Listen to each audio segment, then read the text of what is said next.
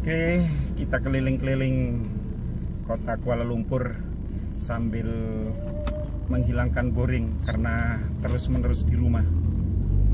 Nah, gimana kalau kita buat video aja sambil melihat-lihat sekelilingnya? Kita buat video apa ya? Punya ide nggak? Kita membahas tentang apa ini?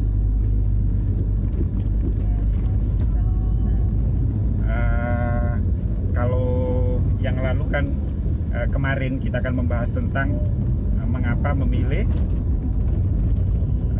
menjadi guru di Kuala Lumpur.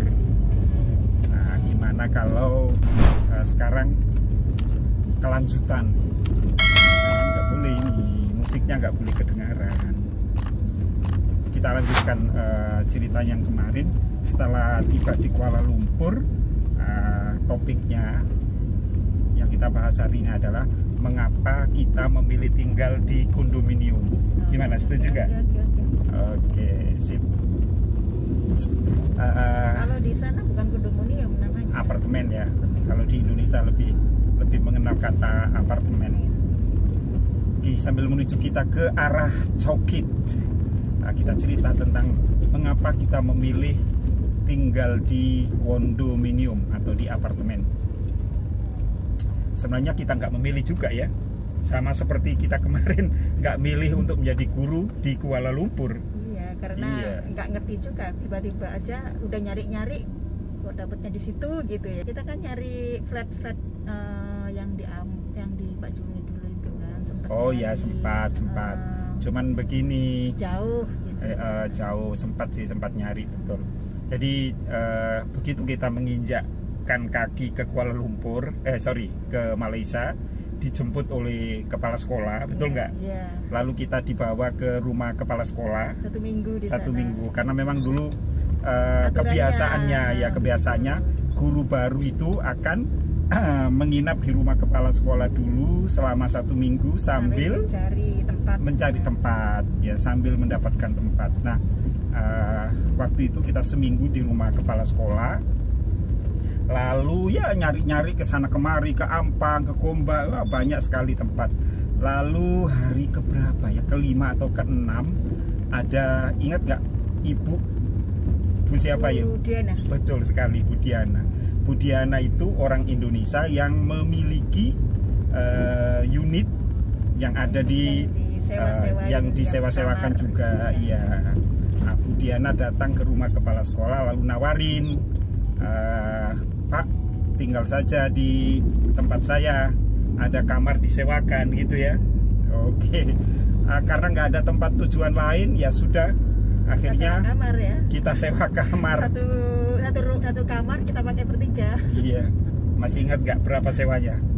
500 apa 500 ya? Betul. Satu kamar 500.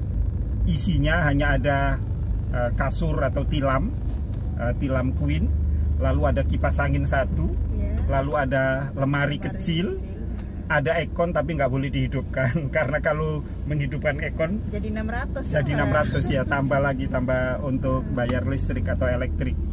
Ya akhirnya kita bertiga, karena anak saya masih umur 4,5 tahun waktu itu, anak saya yang pertama ya. Nah, oke. Di situ 500 pada saat itu termasuk mahal lah. Sekarang pun orang nyewa juga 600. Itu terjadi berapa tahun? 19 tahun yang lalu. Kenapa saya pikir mahal? Karena gaji saya pada saat itu rahasia. Ditunjukkan nggak ini? Nggak usah ya. Pokoknya 1.000 lebih sedikit kepotong untuk bayar sewa kamar 500. Aduh, tinggal beberapa ratus untuk makan, untuk beli. Tapi zaman dulu makan untuk di dapur pun pengeluaran nggak begitu banyak. Betul. Gitu kan? Dulu kalau seingat ayah ya, kalau nggak salah dulu keperluan dapur itu untuk bertiga hanya 300 kalau nggak salah ya. Hanya terus bisa nyimpen banyak. Iya, betul ya.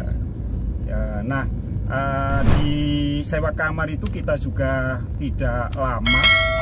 Kemudian kita pindah ya, satu tahun kalau nggak salah ya di situ. 1 tahun lebih lah. akhirnya kita pindah ke tingkat 23. Ke tingkat 23 ternyata kita juga nyewa kamar ke seorang Melayu namanya Catherine ya.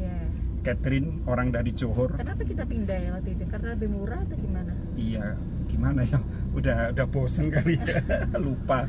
Akhirnya kita pindah ke tingkat 23. Di situ ada Catherine dari Johor, lalu kemudian ada Sarawak, Loren. Ada Sarawak. Jadi ya, Loren dari Sarawak. Jadi Catherine di kamar 1, Loren di kamar nomor 3, kita di kamar nomor 2 ya. Kita sewa berapa waktu itu? 400.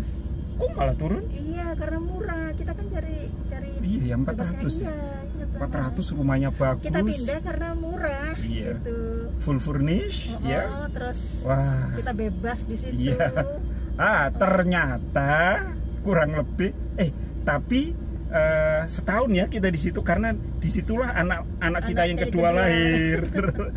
Bayangkan satu kamar dihuni 4 orang, ya, dihuni 4 orang karena anak yang kedua lahir ya di kamar itu kecil, itu masih di kamar kecil. Akhirnya agennya selalu datang ngabarin kita, kamu segera pindah karena rumah ini dijual. Aduh.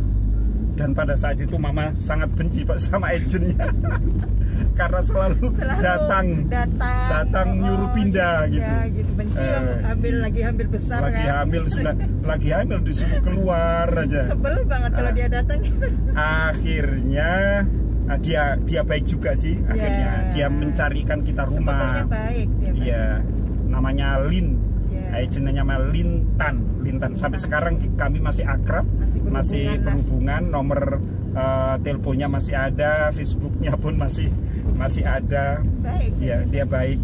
Akhirnya kami dicarikan satu unit di tingkat 12. Tingkat 12 itu harganya 1.200. 1.200 tiga kamar. Ya, akhirnya kita memberanikan diri menyewa satu unit. Ya. Itulah awal mula guru yang berani sewa satu unit ya. Belum ada guru yang lain ya. Iya. Ada sih guru yang tinggal di Kundo, cuman pada saat itu nggak nyewa karena ada baik dengan agent gitu ya. Nah, akhirnya kita di situ kurang lebih juga nggak lama, kita dua tahunan ya. Oleh agennya itu bagus, sering main ke rumah gitu ya, sering minta urut malah. Iya. Kalau dia tunggu customer lain gitu, dia ke rumah, udah akhirnya dia keluarga lah ya. Nawarin itu di tingkat 35 tuh ada unit bagus, 4 kamar lebih besar, mau nggak? 1.600 ya? Ya, awal itu 1.600. Sikat. Akhirnya kita pindah. Kita pindah ke tingkat 35. Tingkat 35 itu sampai sekarang berarti sudah kurang lebih 16 ya, 16 tahun. Tapi pelan-pelan naik harganya kan sampai habis itu karena rumah itu rusak kondisinya dan nggak diperbaiki sama tuan punya rumah, kita minta turun, alhamdulillah diturunin. Iya. Dan jadi itu cerita awalnya, kita nggak ada pilihan, jadi kita menginap di menyewa di Bistari. Apa nggak mahal? Nah, ini pertanyaan yang sering kali ditanyakan oleh orang-orang di kampung saya. Berapa kamu menyewa rumah di sana? Ya betul, menyewa rumah di Kuala Lumpur itu cukup mahal ya, cukup mahal dibandingkan dengan gaji. Namun bagaimanapun juga saya masih tetap memilih di Kundo, karena kalau memilih rumah biasa, rumah teras akan jauh dari tempat kerja, jauh dari sekolah, harus ada biaya transportasi, waktu yang ditempuh juga akan lama. Nanti kalau ada apa-apa nggak bisa cepat ke sekolah, ke tempat kerja. Anak saya bisa pulang sendiri. Apalagi anak-anak masih kecil, kalau sekolah sendiri, kalau saya ada rapat, dia harus pulang sendiri. Nah, karena alasan tersebut, kami tetap tinggal di kondominium. Karena ya di samping tidak jauh dari sekolah juga. Pertimbangannya adalah fasilitas juga lengkap, ada kolam renang, ada minimarket, ada kafe, ada gym, ada tennis court ya. Nah, di samping itu orang Indonesia juga banyak. Ada berapa keluarga ya? Ada 15 ada 15 keluarga, dan kami cukup akrab, saling tolong menolong. Jadi kita pun nggak terlalu terasing ya, walaupun dengan tetangga sendiri itu kami nggak kenal. Kebetulan satu lantai dengan kami itu ada orang Indonesia 2, jadi ya cukup menyenangkan gitu. Nah, itulah kenapa kami tinggal di kondominium ya, tinggal di kondominium. Saya rasa itu aja ceritanya ya, nggak ada yang lain. Apalagi yang perlu diceritakan lagi?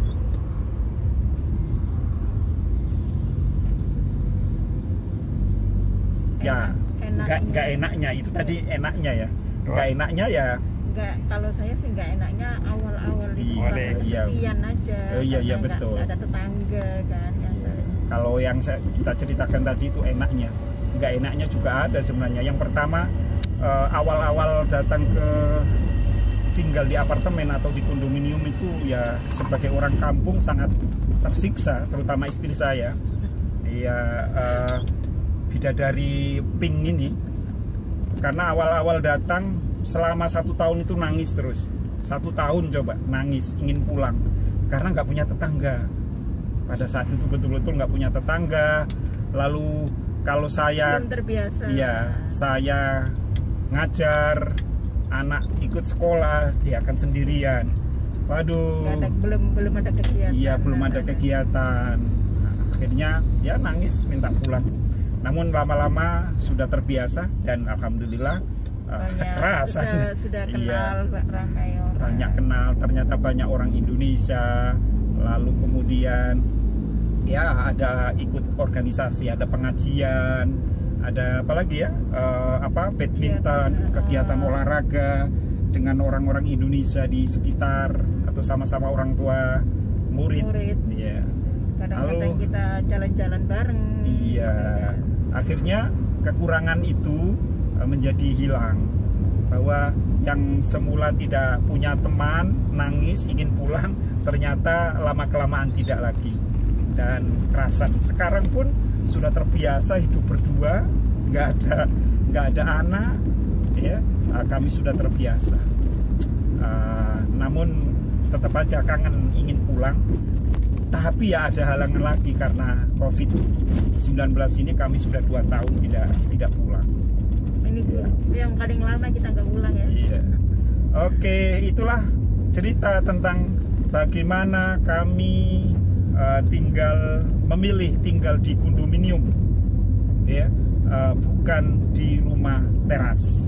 Jadi intinya adalah karena dekat dengan sekolah, harga tidak jauh beda. Lalu kemudian fasilitasnya lengkap, aman tentunya karena ada security, dan banyak orang Indonesia yang tinggal. Yang banyak di situ dekat sama pasar, dekat sama mall. Oh iya. Iya itu tambahannya ya. Jadi di situ memang mall dekat, pasar dekat, ya. Lalu kemudian public transport juga dekat. Oke, terima kasih sudah mendengarkan cerita kami. Sambil keliling-keliling Kuala Lumpur. Assalamualaikum dan salam sejahtera. Bye-bye.